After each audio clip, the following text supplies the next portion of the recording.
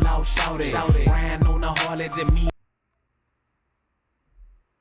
Oh, Seed. He doesn't like that music. That's all. Seed.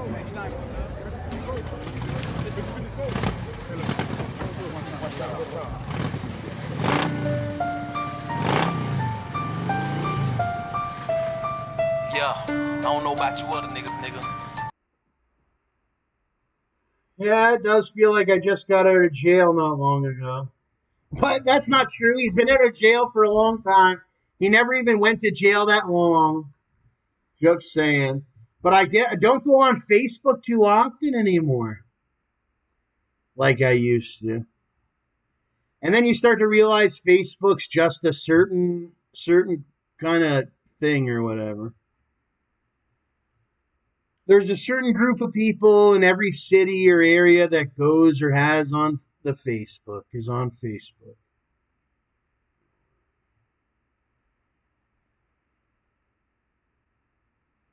He's made a lot of money off Facebook.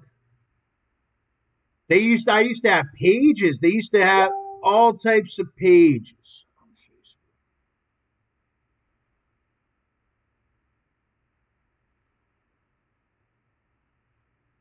I don't know what I should send them, the mosque. Because I like the mosque one, but I don't know what the other one is. It's the fakir or the something like that, fajir.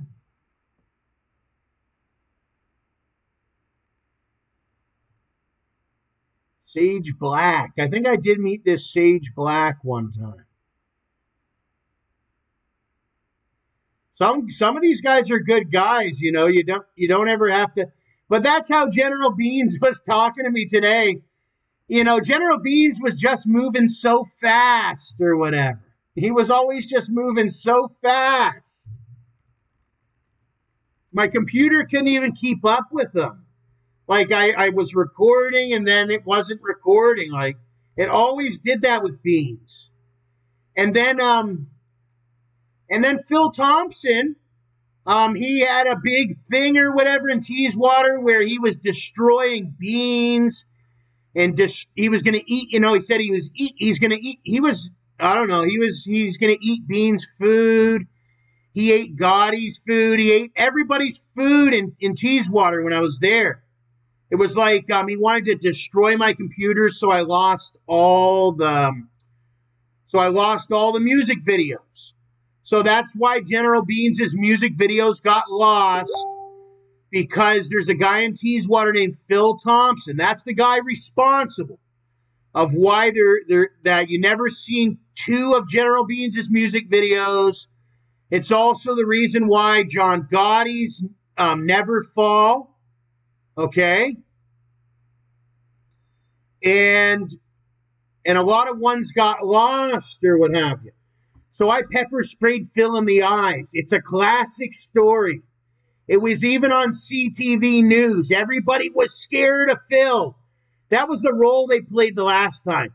They're like, even John Gotti and all that. They're like, oh, we're so scared of Phil and all that, right?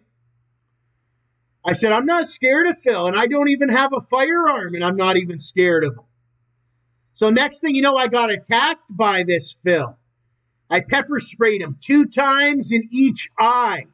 These guys were like Canada's most funniest. Every single one of them took losses, big losses. Phil Thompson took some losses. Beans took losses. Gotti took losses. Who else got lost? A lot of people got lost. You feel me? E-Day 600 took a big loss. Eric Revoy.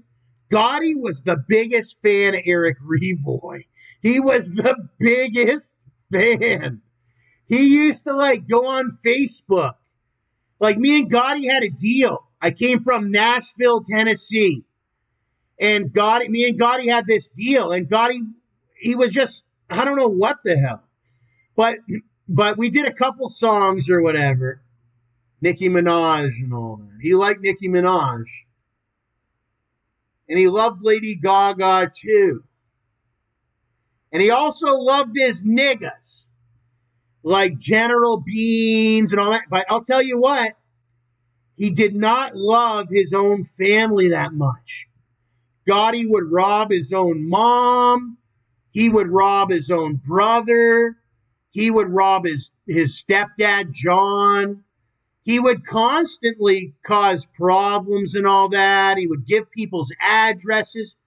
He was totally a really bad, sort of on the other side kind of guy. Like he joined these clicked ups with them or whatever, and he was with these guys. I mean, these were his family.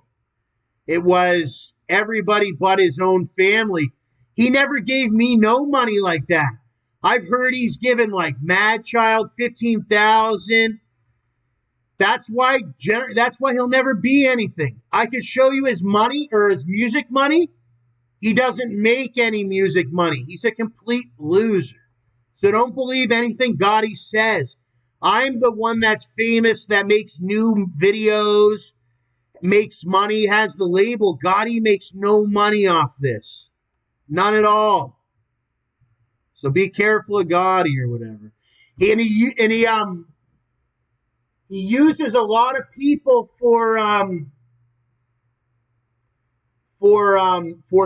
music videos or whatever. That's what I heard happened with the Never Fall. He had this song called Never Fall. It was like the biggest new hit and all that. And it was just embarrassing. Gotti just never understood the entertainment business. It was, his hair was cut or something like that. He was like this little girl or whatever. He'll never make it. He's on his way to a really bad area because this was one of his biggest songs to generate money. So how is he generating money if his music isn't? Because I'm part of his label. And I can show you the numbers, and there is hardly any numbers. So it must be illegal money. So the police are going to get him because he's making all this money illegally or whatever. Hey, we already know all your moves you made before. This is no blowout. You feel me? People are ready to actually hold on to their hard-earned work and all that now. Like people are ready to hold on to their work and all that. So, but John Gotti, he's the boss in his own life, but he's not the creator of this YouTube channel, nor is he the creator of his own works or whatever. He's the only thing that he owns 100% of is his clothing company that he has, his clothing. But I'm the owner of the website for the clothing and all that. It's kind of a messed up situation. That's why I have my protection and he's got his protection and we keep our distance. But I always wanted to see more Gotti. But he refuses to put out more records. I have the ones that are under the label that I'm going to, it costs a lot of money and time. The majority of the Gotti stuff is up now, but I think that there's two albums now that I have to put back up. But my dream was always to continue to watch Gotti with more videos. And I think he might do more videos in the future. I think he will. But that Never Fall, that was a huge, huge one. And I can't get to it because we got to know all the true colors. All I tell myself is the money that was spent was sort of the money it was another strategy. So if he can continue to put out more, like there was this video. It was hilarious. There was these black gangs or whatever in Edmonton. They spent over $2,000 on plane tickets. And they came to my apartment. $2,000 in plane tickets. And I said, no. I said, no. And guess what? That little video, they spent $2,000. They've gone broke or whatever. They're killing people out in Mill Woods. In Edmonton, they're so goddamn broke or whatever. I mean, these people are ruthless. They get their They get their welfare plus some, and then they still are doing this. But I've always been law enforcement. And he's got tattoos, but one thing I learned is these criminals that go to jail and whatnot, they don't even have really tattoos or nothing. That's what I learned about them when I got to meet that E and that JD and all that, the real criminals. And then I met the real, they don't even have tattoos. So then that was a fake stereotype. In the beginning, they were saying, oh, only criminals have tats and all that. No, it's the U.S. It's Canada and the U.S. Everybody, no, it's U.S. and Canada. And we know the laws. And the laws are a little bit different in Canada and a little bit different in the U.S. But the fact remains, you violate the law, the police are going to get you, or whatever agency is going to get you. And they don't always have the tattoos, that are going to the jail and all that. It's more black skin, bandanas, and goddamn symbols or whatever, and a lot of symbols. But then also a lot of ideologies, a lot of false ideologies, like these sort of like these power unity, racial motivated, sort of like an Obama or these other. It's like all about the black race. Like they'll kill your mama, they'll kill your daddy. Like it's hard to explain. It doesn't matter about any kind of like laws or formulations, anything with them. It's just like you're the opposite to us, and there's like some weird African war going on. And that's how, and I'm lucky I'm alive to even be able to report that, because I believed everyone else. I said, no, black people are good people. I love the music and the movie. No, there's something even behind it. It starts with the movies and the music, and once they can get you close enough into a distance where they're going to get away with it, that's what they throw up their gang hands for and all that. It's like, oh, we killed this person, and they're really, really smart. They're really, really, really, really smart. And as you can see, they don't really even have tattoos. And this is the first time, well, no, they don't come outside. They stay inside.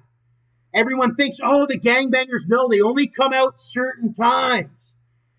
Whether it's only when they're going to kill somebody or after they killed somebody.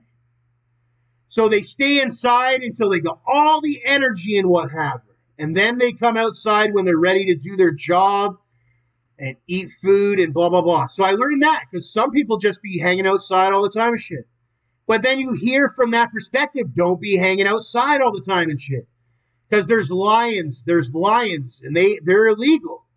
Like there's this whole side to it. Like they're so cool. They're like these strong black men. Girls suck their cocks and blah, blah, blah. But my perspective is I'm law enforcement. I just can't allow it, If I wasn't here, and that's the thing. That's why my life's always in danger. That's why I'm a firearm owner and all that. And that's why when it goes to court, I beat it or whatever.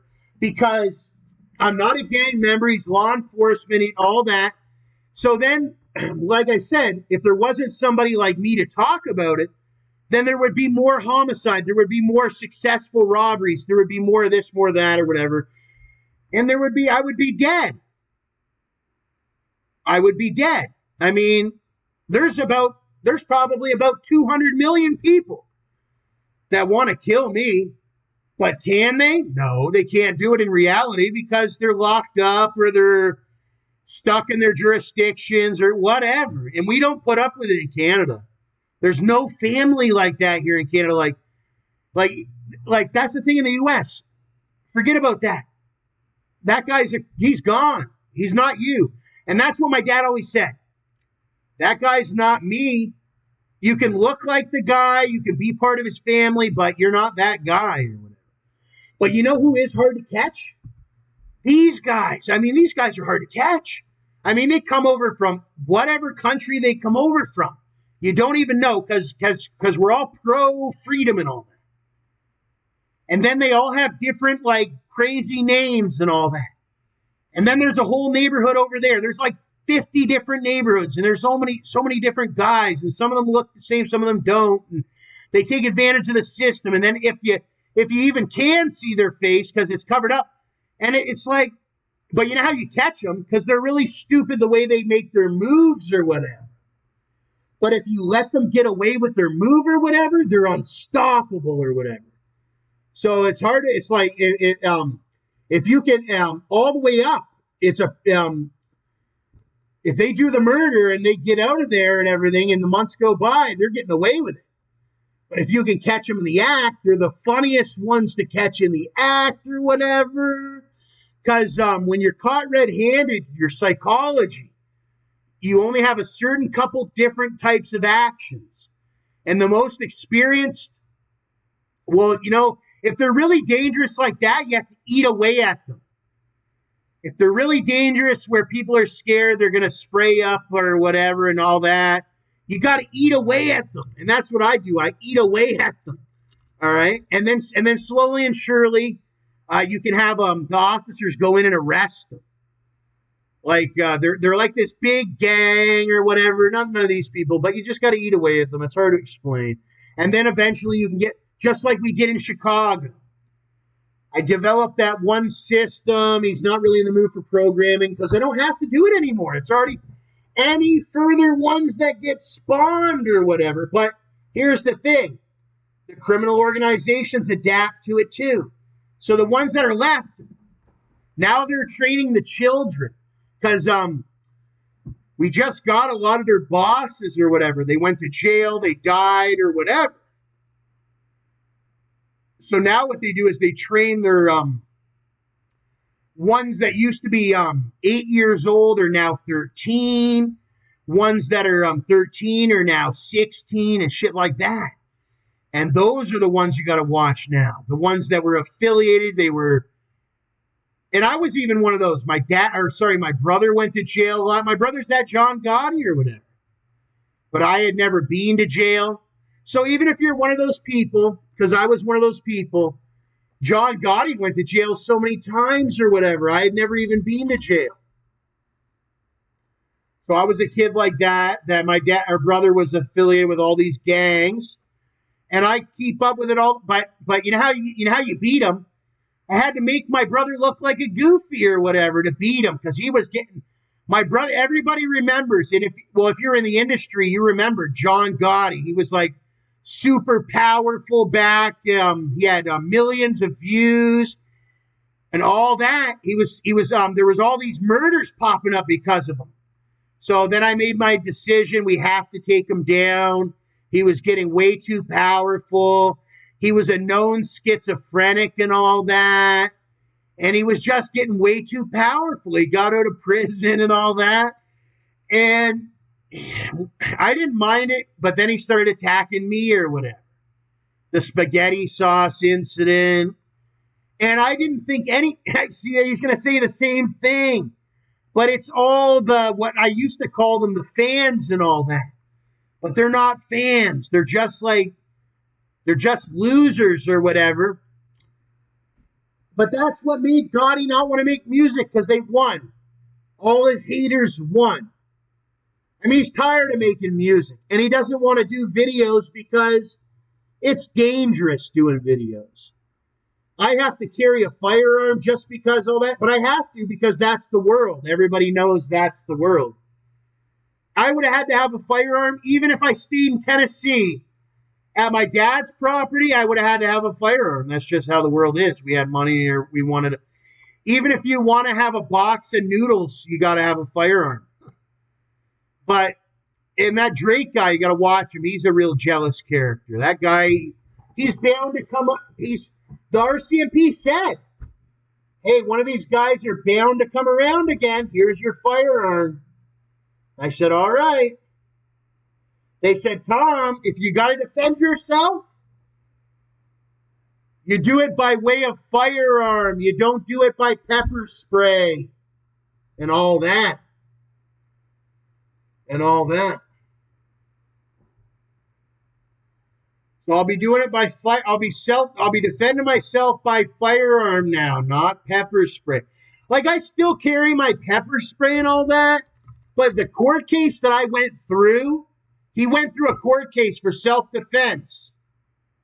Under law in Canada, it says that you can use your legal firearms for self-defense. But I chose to use pepper spray because I thought it would have been a less. But no, it was the exact same court case if I had just used the firearm. So from now on, I'll be using my firearm or whatever for self-defense. And that's the advice of the RCMP, the Ontario courts, the higher-ups in Quebec, even the United States government. They said, yeah, when somebody in your life's in danger, you don't just pepper spray them. You have to shoot them with your firearm because it's going to take like 2 years in court and thousands and thousands and thousands of dollars. And by the time that's all done and you beat it in court under self-defense, when it goes to trial, at least the criminal will be dead as meat. And that's because I went through 4 years of court for a pepper spray when it could have been a justified homicide instead. And after I look at the numbers and I sit down at my table and I look at the paperwork and I say, whoa, that was $25,000 I spent just to fight that pepper spray. And that's why they say, no, you spend $50,000 next time and you shoot them with the gun and you beat it with the gun and they'll never come back. You put them 6 feet under. And then it makes a big lasting effect when the person beats the court case and that person is gone and he was a big person and blah, blah, blah, that violated the law and all that. It makes a big... So now that people, I don't think I'll ever have to defend myself here in Canada again. I hope not, and I don't think I will. Because I've already learned my lesson the one time with even the pepper spray, and then second of all, people know I'm a firearm owner, what have you. So now there were ones that were acting like they were my father when they were not. Just because they seen me at McDonald's doesn't mean that you can choke my neck.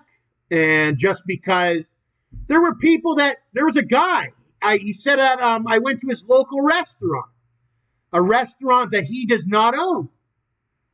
And he said because I went to his restaurant, he has the right to hurt me physically. And I don't agree with that.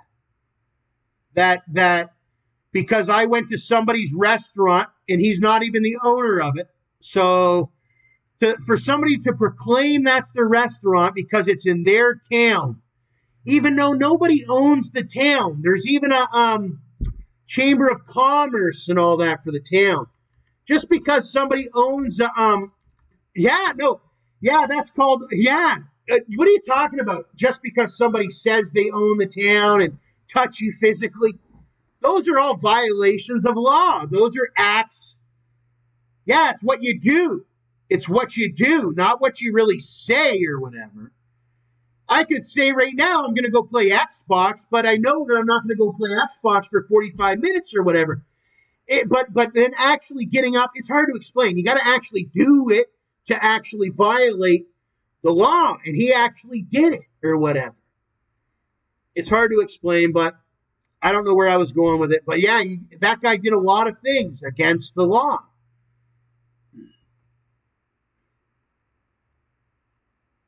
The law stands.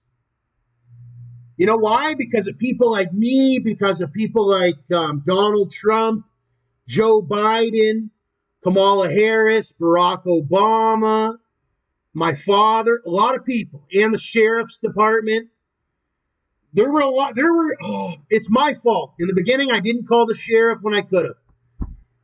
But but the law stands because very well the law could, if there wasn't those people that I just mentioned and all the other ones, there wouldn't be a law and it wouldn't stand, and that would be scary and that wouldn't be a good thing. But it stands, it does. And it all goes back to this law of God, the law that I don't think anybody totally learns it all, kind of like the space and all that. We haven't learned it all with the communications with God and whatnot. I think we're just here for a limited amount of time that God said that we could. You try not to really, you try to follow the laws that he's put down. It does take the obedience, the personal obedience, and you learned about the one that sacrificed himself, being the Jesus, or being Christ, in the name of Jesus or what have you. And then you learned all about the other accounts and all that, yada, yada. But then you learn that there's the modern day times, and God, the Bible was the Bible, and there was all these reiterations of it and all that, but it continues. Every second continues. There's a new story that's happening in life. Everybody's making stories for themselves. But the funny thing is, as many different stories that we have, this is the one thing that just blows my mind every day. I say, if you're God and I'm communicating with you all the time, well, I realize there's a delay in him. Sometimes he's listening, sometimes he's not. Or the system or whatever. It gets recorded and then kind of like it does in our brains. It gets played back like if somebody says something, we get a warning in our brain or something that, somebody's doing this, or it's like a paranoia. God's paranoia or what have you. Get this. But it's funny that there's all these different stories there's millions of different, but then we're all held accountable under the one law of God or what have you. Well, there's not just one law. There's a whole book of laws, but there's, what are the 10 Commandments and yada yada are the most, it's like 10 actual laws. Thou shalt not do this, thou shalt not do that, and yada yada. That's fascinating how he does do that, how this is done, but it's done through the people.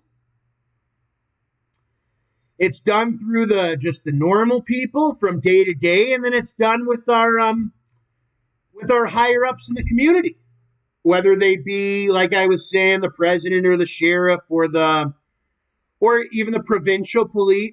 Of course, the provincial police and the rest of them, they work on behalf of the Lord and whatnot.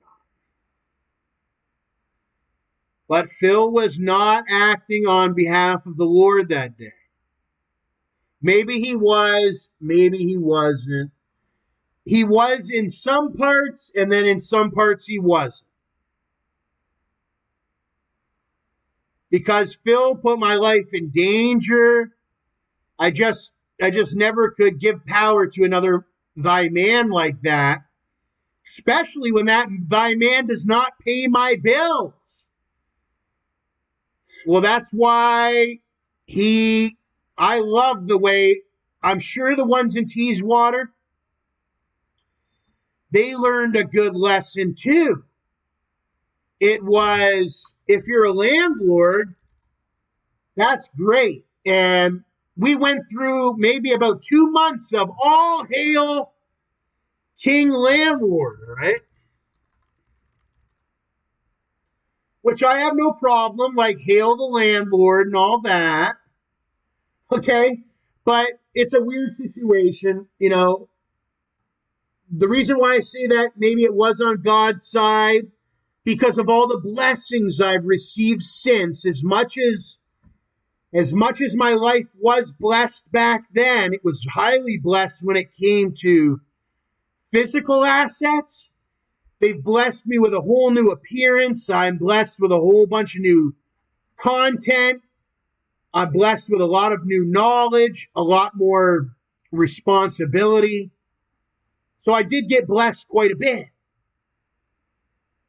So I hail Phil for that, and Linda and Cam. And I will note that Cam and they were very, as much as I had, maybe, I don't know, aside the situation that happened, the very few or whatever, Cam was very understanding. So was his wife or what have you, or girlfriend or fiance or whatever. Same with Phil Thompson. And they were very understanding, but they were understanding, so I thought or whatever. And then they did start to take advantage. Okay. They were taking advantage unfairly. But like I said, it may not be Phil himself, or I always blamed it on the area. I said, that Teeswater's a bad area. That Teeswater's a bad area. That Teeswater doesn't even have a grocery store. Because I say that because I don't want to say that it's them, because I love Teeswater. But when I was living there, that's what I was looking for, was a grocery store. So I don't know. It might be that, it might not be, but it wasn't the people in Teeswater. Teeswater was great, and it's a good town. He loved Teeswater for what it was, but I knew I wasn't going to be there forever. Phil, though, he'll be there forever. I don't think Phil's ever going to move. Cam lives right down the street from Phil. And they're right there, and they're not going nowhere. That's funny. But one thing that I did, I remember when Phil invited me into his house, I said, if I was the landlord, because I was like, that's the thing about Phil. He's a really jealous guy or whatever. So don't tell him how much money you have. Nothing about your money or nothing with him. He'll rob you, kill you, and all that or whatever. But like my my little cousin is a landlord. A lot of people are landlords, right? But I didn't want to spend my money being a landlord. I wanted like other things first. Tattoos, Cadillac Escalade, blah, blah, blah. He robbed me for my Cadillac. So you got to watch out for those guys, like the landlords and all that. Because they think that they think every tenant is like a poor. No, you have high income tenants and you have low income tenants. And it was so enjoyable spending the funny thing is, Phil, we had a 12-year lease, 12-month lease. He would have gotten, if he would have played his role, he would have gotten $1,000 a month. That would have been $12,000. But he didn't. You know how much money he got? Maybe $8,000 at most. And then he got a whole bunch of pepper spray in his fucking eyeballs, you piece of shit. Because guess what? I gave him my notice. Or whatever. Emergency tenant notice. The way they were threatening me, threatening my money and all that. I said, emergency notice. I'm leaving. I'm moving out. Here's your 60-day emergency notice. Little did he know, he should have been a lot more friendly or whatever. It ended up, Phil, he knew what it was.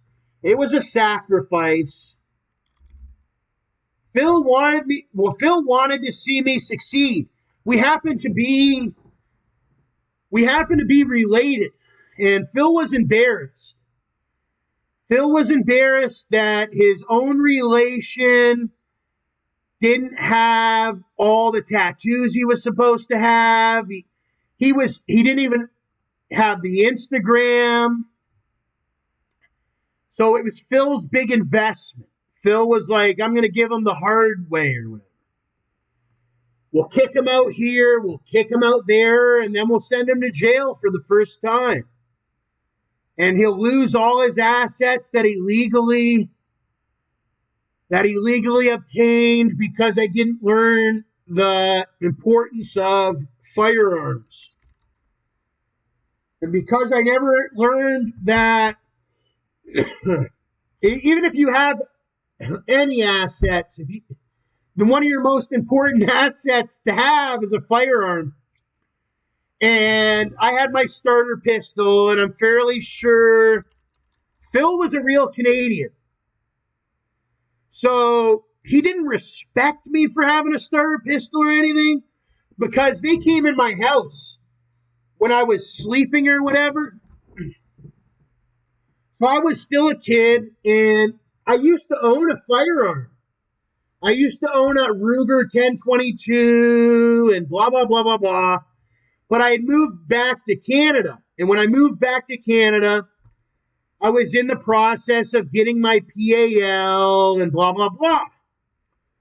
So Phil and Cam, the whole group of them would break into my rental or whatever, and they would go through my property. I'm really surprised they never stole the starter pistol. Oh, you know what happened was I think I came home from the Teeswater Fair right at the right moment. They were going through the whole apartment, stealing this and stealing that. But I came home early because Wayne Keller was being mean to me and all that. He was peeing on my bike. Like, these guys are crazy.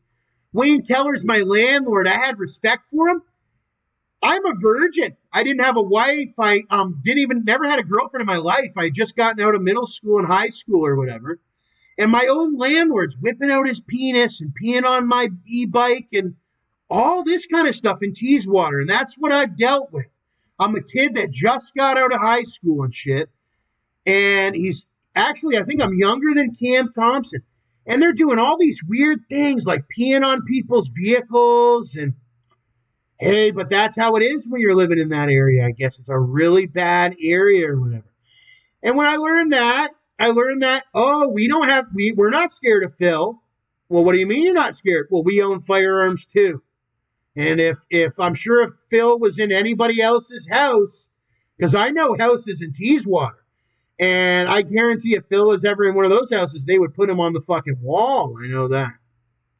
So then I learned that, like, you got to have your firearms and all that, because if some idiot thinks they're your dad and they're not, and you own a house, because money is one thing and your sexual fucking things are another thing. Sorry for using the word F or whatever.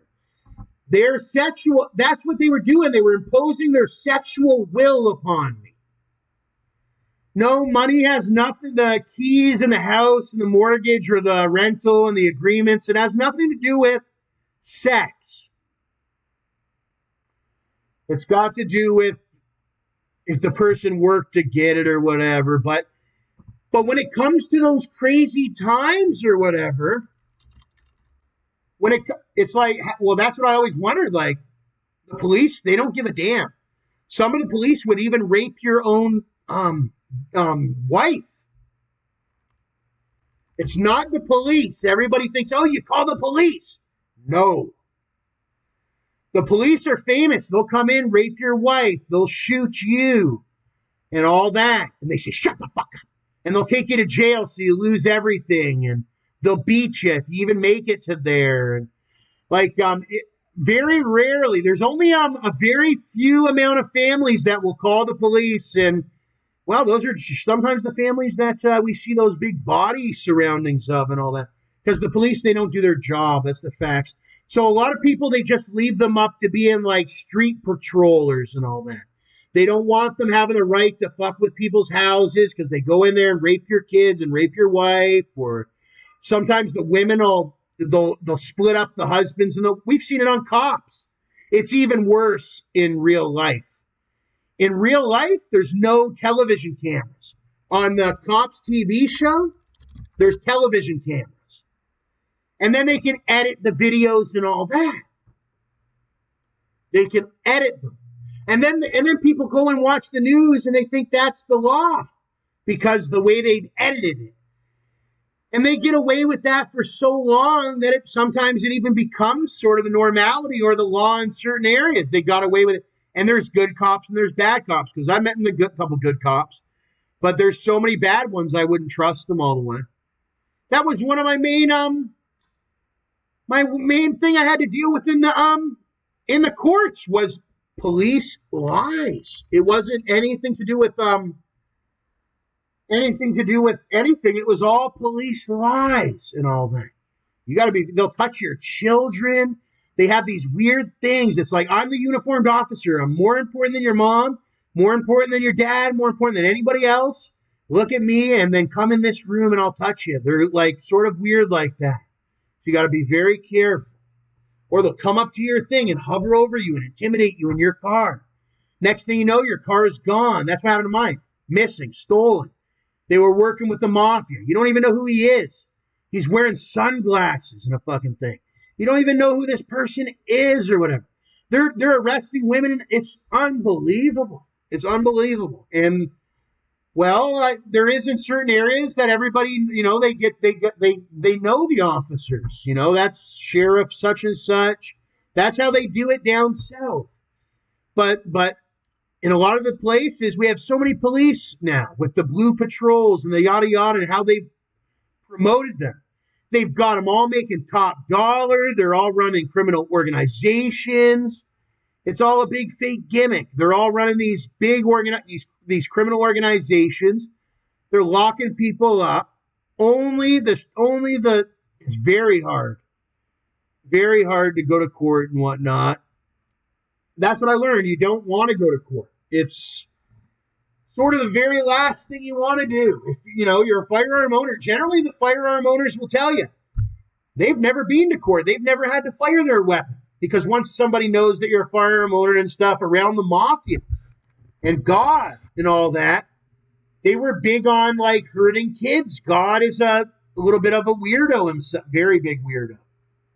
He will pressure. Well, he's sort of this guy. He's the same guy that talks to the Taliban and all that. God with the Quran and all that. It's the same guy with the Bible and then the Quran. So watch how much you talk to God. It's not Islamophobia. It was a good time learning the Bible and all that, God and everything. But man, can't listen to you anymore because watch out for him. God, the same guy that teaches you that one stuff, he has a whole personality. Okay, if he doesn't like you the way you look, he's God. His name's Jehovah or whatever. That's what he says. I don't believe it's some weird system, whatever. He's told black people where I live, the address. He's told people that I don't have a weapon. Like when I was merely just a child, I would get attacked by gangs because God was on their side. Oh, Rick Ross, because he works so hard and blah blah blah. We're going to tell them where you live and that you don't have a gun and here and just kill this person and kill that person. Yeah, they kill people, which is illegal. That's the funny thing. Some of them are so blatant. It's been hard. It's been so hard. When I was learning as a kid, I thought, just a couple videos might do it. But no, it's going to take 10 or 15 or 20 years to do it. To make the law and order stand and make, if you worked hard and your picture's up, then that's good for you. I'm not sure. But it all started out with a Phil. But like I said, I think Phil did it for a sacrifice. Hopefully I don't ever see Phil again. Unless, I don't know, I hear he's got a lot of money, but I don't think Phil actually has a lot of money. I think he just is in sort of a normal guy, normal dad. And that's what I always considered them, like a normal dad. No, I always considered Phil. I had nothing but respect for people. Phil was full of opinions. Like I said, he wanted to morph me, and he did. He's got new tattoos. Haven't you seen the boat tattoo and all that? I'm doing a lot better than I used to be. I was like a vulnerable. I didn't even own a firearm. Now I have a real firearm. Just that. Just the real firearm is enough for me to sit down and say, whew, because I didn't have a real firearm. And I had like $5,000 in my account. I had 5,000 I had more than that. Dude, I made like $300,000 and I never even had a real firearm. So $300,000 later, he now has a firearm. But yeah, like for the first $300,000, I never even had a gun. I was just working my job, 23 years old. He's on the laptop working, and the money goes to my bank account, and taxes get paid by the company and all that. But then my boss said, "Oh, we just bought our firearms," and I said, "Well, he needs the firearms because he's the." Little did I know, it's not just the boss that's making millions. It's also, even if you're making 18,000, now that I can, even if you got $25 in certain areas. But it's not like that. It's more of, when you become somebody like me, one of these concealed carry guys or whatever, you sort of, they did say that before. They said when you finally finish your training and you become a real concealed carrier, you'll start to understand why your friends, because I had a couple concealed carry friends, they don't go to the store as much. Well, they go to the store, but no, they don't be hanging out over there anymore. And they don't, and there's a whole avoidance. You don't go outside unless you're ready to, and unless you have the energy to carry. There's people that are outside all the time. They live outside. Not when you're a carrier. You go to where you go, and then you go back to your place. And you don't go to certain zones. Like, oh, you don't go over there because that's a school zone. You don't go over there because... So it changes your whole regimen. So some people are carriers and some people aren't. And... he always wanted to be a gun carrier. I don't have the exact gun I always wanted to carry, but it's the second. I had two different guns I always wanted to carry.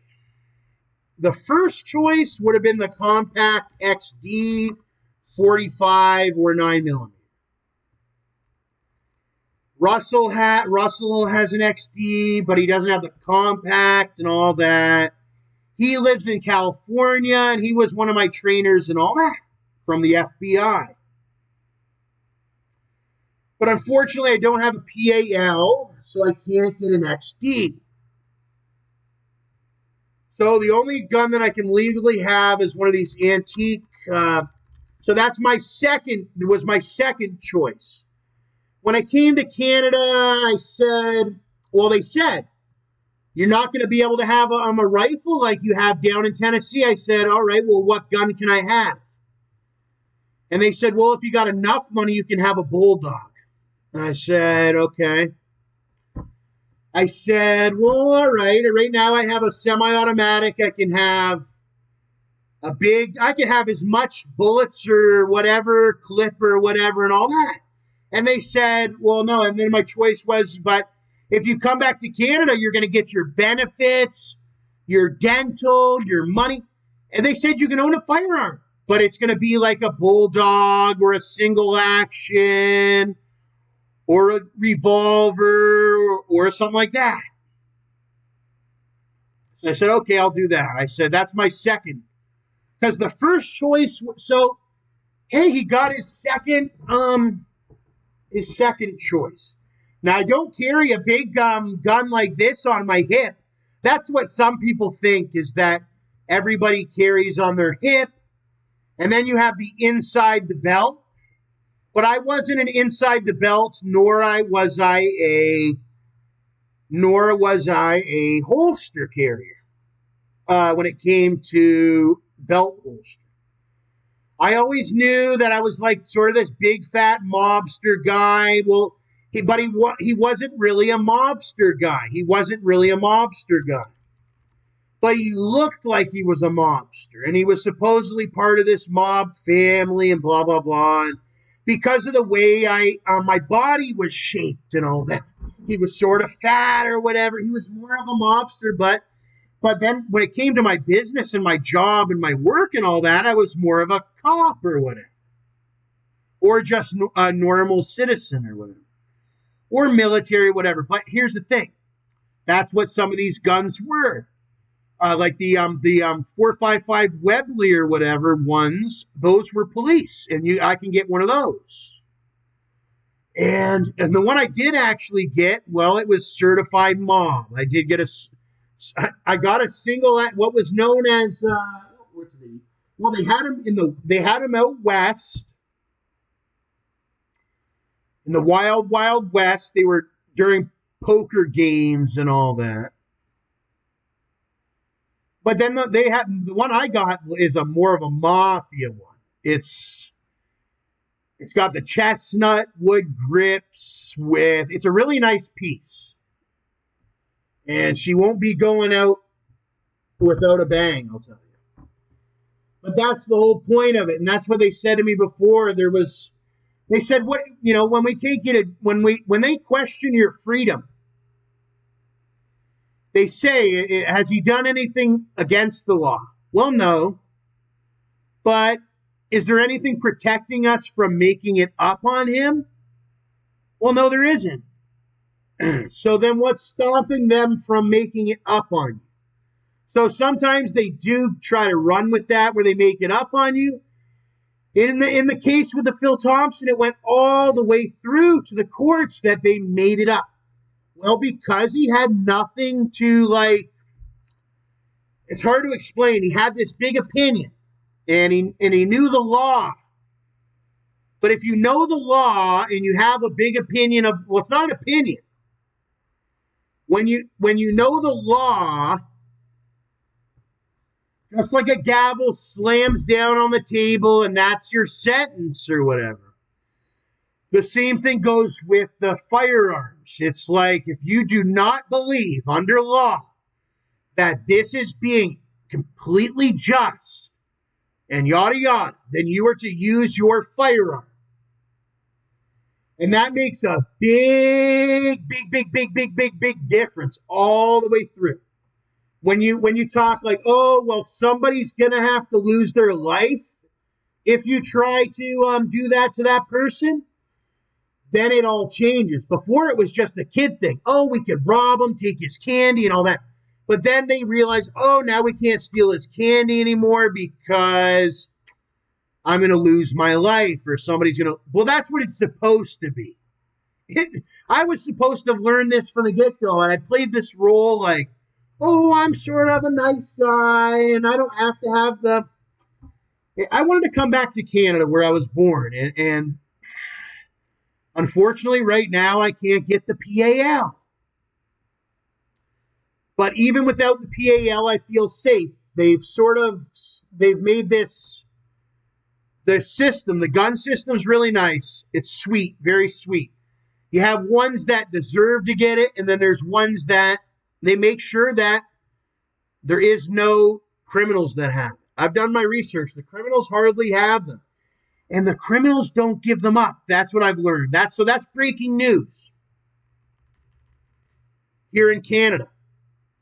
One of my questions was, okay, the criminals have guns here in Canada, right? Especially like that General Beans. And then tonight, I got to learn that, no, they're not really selling them. Whenever they do get their illegal gun, they're hiding it and holding on to it, and they're doing them with murders and all that. And that's who General Beans and this gang is. They have the guns. They don't sell them to anybody. They won't give them. They won't protect their own families. If their family had money, they'd be out there to rob them. He'd even have sex with his own mother. Something that I've never agreed upon. There was always many other ways to have sex than with your own mom. But these guys, it's way different. They have sex with their own moms.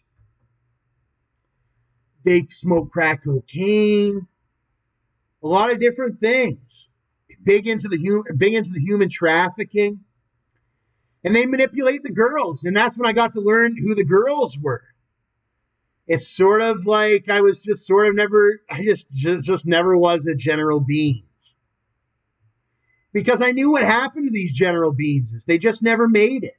He just never made it, this guy. Too much gang life.